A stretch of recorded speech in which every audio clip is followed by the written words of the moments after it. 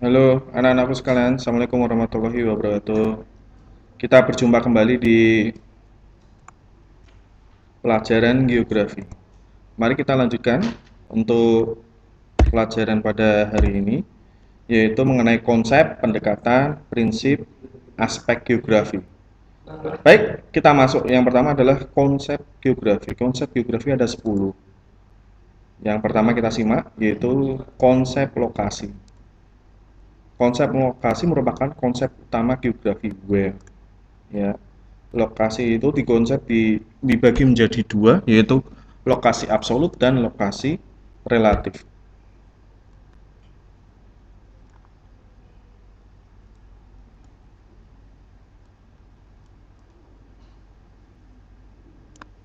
Lokasi absolut adalah lokasi yang dilihat berdasarkan garis lintang dan bujur. Sedangkan lokasi relatif, lokasi yang berubah-ubah berkaitan dengan keadaan sekitar.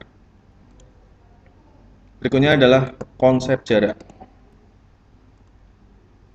Konsep jarak yaitu konsep yang berkaitan dengan lokasi, dinyatakan dengan ukuran lurus atau jarak tempuh. Konsep jarak dibagi menjadi dua, yaitu jarak absolut dan jarak relatif. Jarak absolut dinyatakan dalam satuan ukuran. Jarak relatif dinyatakan dalam waktu tempuh, perkiraan-perkiraan, dan seterusnya. Absolut itu ya contohnya seperti garis lintang dan bujur. Sedangkan jarak relatif itu Semarang Jogja ditempuh dalam jarak 88 km, kurang lebihnya seperti itu. Berikutnya adalah konsep keterjangkauan atau aksesibilitas, yaitu tidak konsep yang tidak selalu berkaitan dengan jarak, tetapi lebih berkaitan dengan kondisi medan, ada tidaknya sarana transportasi dan komunikasi. Yang berikutnya adalah faktor yang mempengaruhi konsep keterjangkauan, yaitu rintangan alam, bahasa, adat, dan sikap. Berikutnya adalah konsep pola. Konsep yang berkaitan dengan susunan bentuk atau persebaran fenomena dalam ruang muka bumi, baik alami maupun buatan seperti sungai, jalan berkelok-kelok, itu pola. Atau pola permukiman penduduk. Itu bisa menggerombol, memanjang sepanjang aliran sungai, dan lain sebagainya. Berikutnya adalah konsep morfologi. Konsep morfologi yaitu konsep yang menggambarkan perwujudan daratan muka bumi sebagai hasil proses yang dihasilkan tenaga geologi. Berikutnya adalah konsep aglomerasi, yaitu menggerombol, yaitu konsep yang merupakan kecenderungan persebaran yang bersifat mengelompok pada suatu wilayah, baik faktor kejenisan maupun faktor umum yang menguntungkan. Nomor berikutnya yaitu 7, konsep nilai kegunaan, yaitu konsep di mana kegunaan suatu tempat itu sangat berbeda bagi orang-orang yang berbeda. Pada ini ya, contohnya seperti kulkas. Kulkas itu di daerah Semarang atau pesisir pantai itu sangat butuh. Sedangkan di daerah Dieng, Wonosobo atau Banjarnegara, kulkas itu tidak digunakan. Ini nilai kegunaan seperti itu. Berikutnya adalah konsep interaksi interdependensi. Apa itu? Konsep interaksi merupakan peristiwa saling mempengaruhi objek atau tempat yang satu dengan yang lainnya. Interdependensi artinya adalah ketergantungan.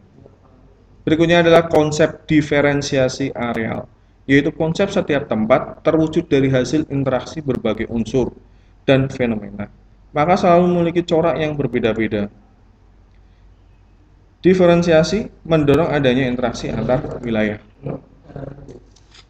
Yang terakhir ke-10 adalah konsep keterkaitan keruangan atau asosiasi keruangan, yaitu menunjukkan derajat keterkaitan persebaran suatu fenomena dengan fenomena lain dalam suatu ruang, baik yang menyangkut fenomena alam, biotik, maupun sosial. Contohnya kemiringan lereng, ketebalan tanah. Berikutnya adalah prinsip. Geografi memiliki 4 prinsip, yaitu prinsip penyebaran, prinsip interrelasi, prinsip deskripsi, prinsip korologi. Apa itu prinsip penyebaran? Yaitu prinsip suatu gejala dan fakta yang tersebar tidak merata di permukaan bumi yang meliputi bentang alam, tumbuhan, hewan, dan manusia. Contohnya adalah ini, persebaran hewan di Indonesia. Orangutan hanya di Kalimantan, beruang madu ini ada di Aceh, harimau Sumatera, Bengkulu, dan lain sebagainya. Prinsip berikutnya adalah prinsip interrelasi, yaitu prinsip yang menghubungkan saling keterkaitan dalam ruang antara gejala yang satu dengan gejala yang lain. Contohnya wilayah yang berupa pantai mempengaruhi mata pencarian penduduk yaitu sebagai nelayan. Nah ini. Berikutnya adalah prinsip deskripsi, yaitu penjelasan lebih jauh mengenai gejala atau fenomena yang dipelajari sehingga dapat diperjelaskan sebab akibat dari interaksi tersebut. Deskripsi dapat disajikan dalam bentuk tulisan, tabel, diagram, grafik, dan peta. Ini contohnya grafik jumlah penduduk di Nusa Tenggara Timur, KPG, Manggarai, Sumba, dan NT. Kota yang pertumbuhannya penduduknya besar dituangkan dalam bentuk grafik batang untuk mempermudah deskripsi datanya. Prinsip korologi, yaitu gejala fakta atau masalah geografi suatu tempat yang ditinjau sebarannya, interrelasinya, interaksinya, dan integrasinya dalam ruang tertentu karena ruang itu akan memberikan karakteristik kepada satuan gejala tersebut. Contohnya Pulau Jawa memiliki banyak gunung berapi, memiliki tanah vulkanik yang subur, cocok tanam. Oleh karena itu, Pulau Jawa merupakan daerah penghasil padi terbesar di Indonesia. Nah,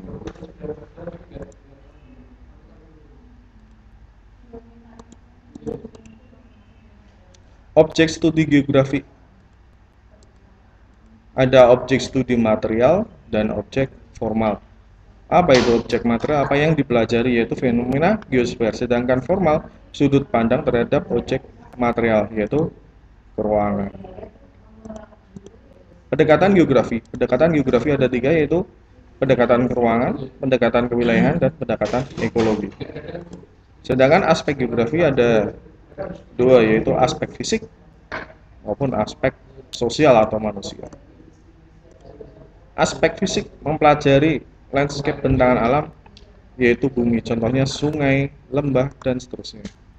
Sedangkan aspek sosialnya adalah mempelajari landscape bentangan lahan manusia, budaya, kegiatan manusia, kultur, dan lain sebagainya. Yang berikutnya menjelaskan pola-pola penampakan manusia dan kegiatannya serta meneliti hubungan antara manusia dengan lingkungan.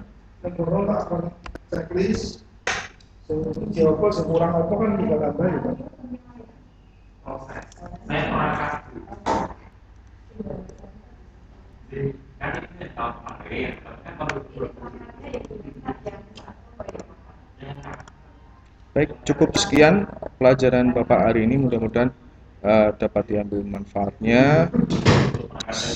Sekian dulu. Assalamualaikum warahmatullahi wabarakatuh.